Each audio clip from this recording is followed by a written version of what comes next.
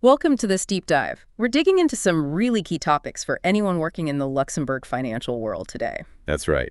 We're focusing on share premium and account 115, two pretty important equity concepts. Exactly. We want to unpack what they are, how they actually work in practice. Right.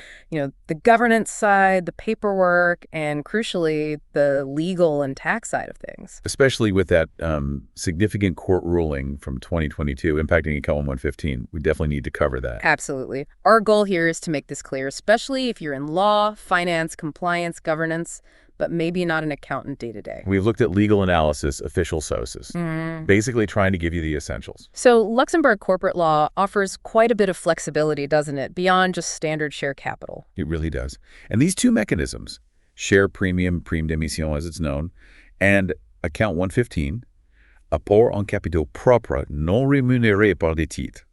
Quite a mouthful. Ah, yes. They really show that flexibility in how you build and manage a company's equity. Okay, let's start with share premium then. Account 111, what exactly is it? I know the law doesn't spell it out word for word. No, it doesn't. But the general consensus, and it's pretty strong, is that it's the extra amount paid for new shares. So anything above their nominal or face value. Right, like if a share has a nominal value of 10, but an investor actually pays €100 for it. That extra €90 is the share premium.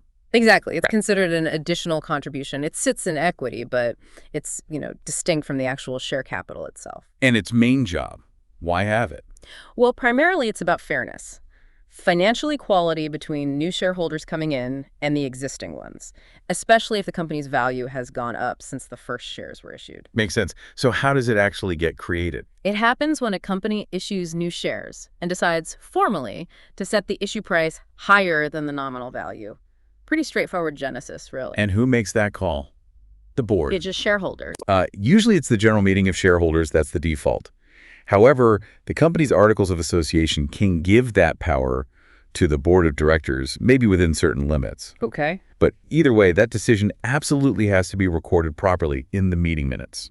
Documentation is key. Okay, now the interesting part for many advisors, getting that premium back to shareholders, repayment. It's not just like handing out dividends, is it? No, definitely not.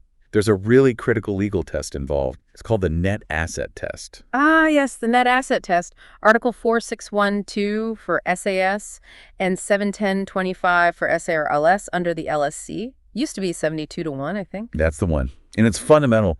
Basically, a company cannot make any distribution, and that includes repaying share premium, if doing so would make its net assets drop below the total of its subscribed share capital, plus any reserves that are legally non-distributable. So it's like a minimum buffer required by law, a safety net. Exactly. It protects the core capital, that intangible share capital, and things like the legal reserve. They can't be touched for distributions. So repaying share premium isn't profit distribution, it's return of capital. But it still has to pass this test. Precisely. It's a return of capital, not profit. Yeah. But that hurdle still applies. The upside is, though, a company can repay share premium even if it's had losses in the past. Really? Even with losses? Yes, as long as, after the repayment, it still meets that net asset test. That's the crucial condition. Okay, so what's the actual process? If a company wants to repay share premium, what are the steps? Right. First step. The board of directors needs to propose it. They have to confirm the company actually has the available funds and meets the test. And this is where documentation gets critical again, I imagine. Absolutely. Yeah. And ideally, crucially, that proposal from the board should be based on recent financials. We're talking an interim balance sheet, maybe a P&L too, that's no more than 2 months old. Why so recent? To ensure the decision reflects the current financial reality. You don't want to base a distribution on old numbers that might not hold true anymore. Makes sense. And after the board proposes? Then it goes to the general meeting of shareholders for the final formal approval. They have the ultimate say. And you mentioned articles of association earlier. It helps if they mention share premium availability. Oh, definitely. Having clear clauses in the article stating that share premium is available for repayment, subject to the legal limits, of course, can make the whole process much smoother down the line. So documentation-wise, we need the articles, the board resolution proposing it. What else? That board resolution needs to be detailed. It should state the amount, confirm the net asset test is met, and critically reference that interim balance sheet, the date, maybe a summary. Then you need the shareholder resolution clearly approving the specific amount. And convening the meeting itself needs to follow LSE rules too, right? Especially if distribution is on the agenda. Yes, absolutely. All the notice periods and information requirements apply. And then keep everything. Signed minutes, the interim financials, notices, updated shareholder lists, accounting records. Meticulous records are non-negotiable. Got it. And just for context, for those not deep in the PCN, the Luxembourg Chart of Accounts, where does share premium sit? It's account 111, peine de démission. It's under Class 1, which covers equity, provisions, and financial debt. So clearly classified as equity. Okay, crystal clear on share premium. Let's shift gears now to account 115, that rather long name again. Apport en capitaux propres non rémunérés par des titres. Yes. Which just basically means a capital contribution to equity, but without getting shares back. Exactly that. Shareholders contribute funds, or maybe assets, directly into the company's equity, but crucially, they don't get any new shares issued to them in return. So it boosts the company's equity base, strengthens the balance sheet. But without changing the ownership percentages at all. No dilution for existing shareholders. When would a company typically use this? Often for things like financing specific projects, funding expansion, or just generally shoring up the balance sheet, perhaps more quickly or simply than a formal share capital increase. So advantages are simplicity, speed maybe, and no shareholder dilution. Those are the main draws, yes. It can seem quite straightforward. And this sounds like a big but. There was that major court ruling in March 2022. That changed things for account 115, didn't it? It really did. A landmark ruling from the Luxembourg Administrative Court with significant legal and especially tax implications. Okay, what was the core finding? The court stated very clearly that contributions made to account 115 cannot be included when you calculate the acquisition price of a participation. And this is for the purpose of Luxembourg's participation exemption regime. The rules that can exempt dividends and capital gains. Precisely. We're talking Articles 147, 149, and by extension, Article 166 of the Income Tax Law, the LITL. These rules often rely on meeting certain investment thresholds measured by acquisition price. So why did the court say account 115 contributions don't count towards that price? What was the logic? Their reasoning focused very tightly on the phrase participation in the share capital. The court interpreted this to mean something directly linked to acquiring shares, either getting more shares, increasing their nominal value, or maybe direct costs like notary fees related to getting those shares. And account 115 contributions don't involve issuing shares. So in the court's view, they simply don't meet that definition. They aren't part of acquiring a participation in the share capital. Okay, let's make that concrete. What's the practical impact for, say, a holding company using this? Well, think about the thresholds for the participation exemption. There's often a minimum investment required, like $1.2 million for a dividend exemption, or $6 million for capital gains exemption if you don't meet the 10% holding threshold. Right. Money put into account 115 won't help you reach those thresholds. Only money directly linked to getting shares, like actual share capital or traditional share premium paid upon issuance, will count. Wow. So this draws a really sharp tax line between account 115 and formal capital or share premium. A very sharp line. It fundamentally changes the calculation when deciding whether to use account 115. What might look simple from a corporate law perspective now carries a potential significant tax disadvantage. You really have to weigh that up. It really seems to underscore that legal substance, the fact no shares are issued, trumps the accounting classification, doesn't it? Even though it sits in equity on the balance sheet. Absolutely. The court looked straight through the accounting to the legal reality of the transaction. So how are contributions to 115 actually made then? And what about repayments? Making the contribution usually involves an agreement between the shareholder putting the money in and the company, typically its management body. A formal written contribution agreement is now, I'd say, more critical than ever. Especially after that ruling. Definitely. And repaying those funds. It's treated just like repaying share premium or paying a dividend. It's a distribution to shareholders. Meaning the net asset test applies here too. Yes, same test. Article 4612 or 71025 LSC. The company's net assets must remain above subscribed capital plus non-distributable reserves after the repayment. And the procedure for repayment. Similar to share premium. Very similar. Board proposes it, ideally backing it up with recent interim financials. Then, the shareholders give the final approval in a general meeting. Okay, so given the court ruling and the nature of 115, what's absolutely essential in terms of documentation now? That contribution agreement is paramount. It needs to be explicit. State the amount, clearly label it as going to account 115 using the full French term apport en capital propre non rémunéré par des titres. And crucially, state unequivocally that no shares are being issued in return. That's vital post-2022.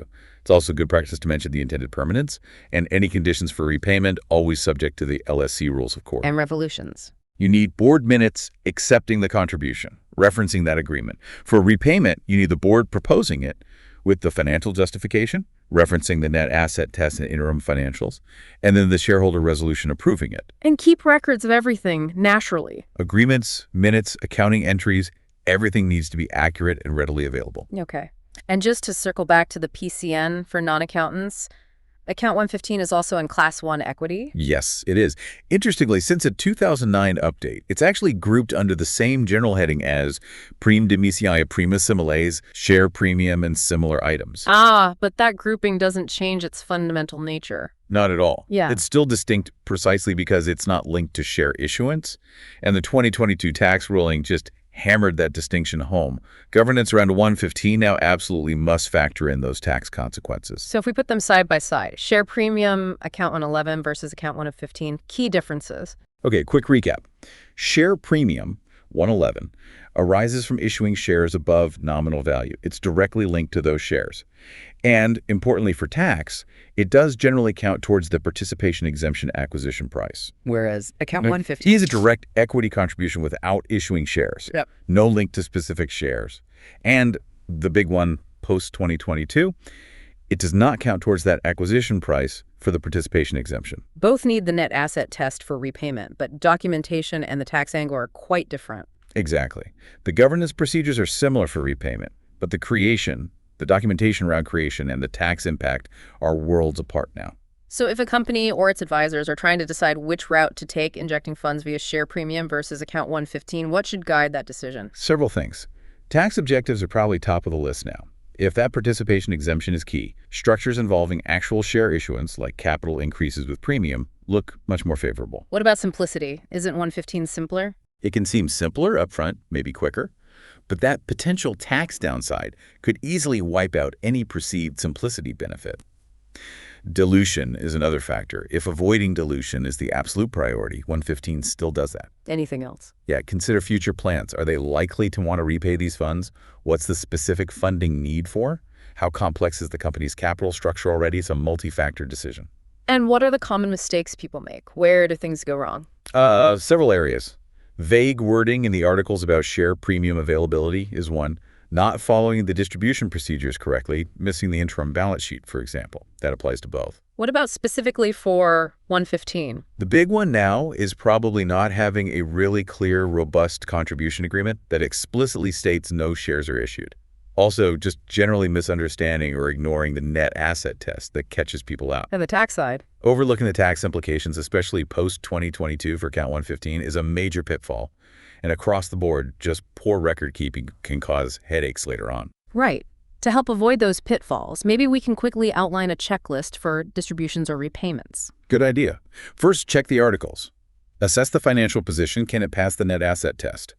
Then, the board meets, formally proposes the distribution, crucially referencing an up-to-date interim balance sheet. Then convene the shareholder meeting properly. Yes, get the shareholder resolution approving the specific amount, execute the payment, and finally update all the records, accounting, shareholder register, minute books. Follow the steps meticulously. Okay, looking at the landscape now, any very recent developments, besides that huge 2022 ruling which seems to dominate? That 2022 ruling is still the main event, honestly, for Count 115. There haven't been any other sweeping changes to the core company law, the LSC, directly hitting how share premium or 115 function corporately. Anything else on the radar? Well, it's maybe a side point, but for SUFs, specialized investment funds, their subscription tax base does include paid-up capital plus share premium. And there's talk, a proposal to increase the minimum subscription tax they pay. But that's a tax rate thing, specific to SEFs. Doesn't change the nature of share premium itself. Exactly. It's a tax base and rate adjustment for that specific fund type, not a change to company law definitions. There's other noise out there. ESMA guidance on ETFs, government programs like Zukunft AED, some individual tax credits, CSSF circulars for banks and investment firms. But none of that directly changes the rules for 111 or 115 as we've discussed them today for general companies. Correct. Those are mostly sector-specific or broader initiatives, not fundamental changes to these equity mechanisms themselves. So looking forward, any predictions? Might we see lawmakers react to the 2022 ruling on Account 115? It's certainly possible. That ruling created a clear divergence, a tension almost, between the corporate form and the tax treatment. So further scrutiny, maybe even legislative clarification or adjustments down the line, I wouldn't rule it out. So vigilance is key. Absolutely. Staying informed, getting expert advice, especially on the tax side, is crucial. The landscape could still evolve. Okay, so let's wrap up the key takeaways for everyone listening. Share premium and Account 115 distinct ways to build equity in Luxembourg. Different characteristics, different implications.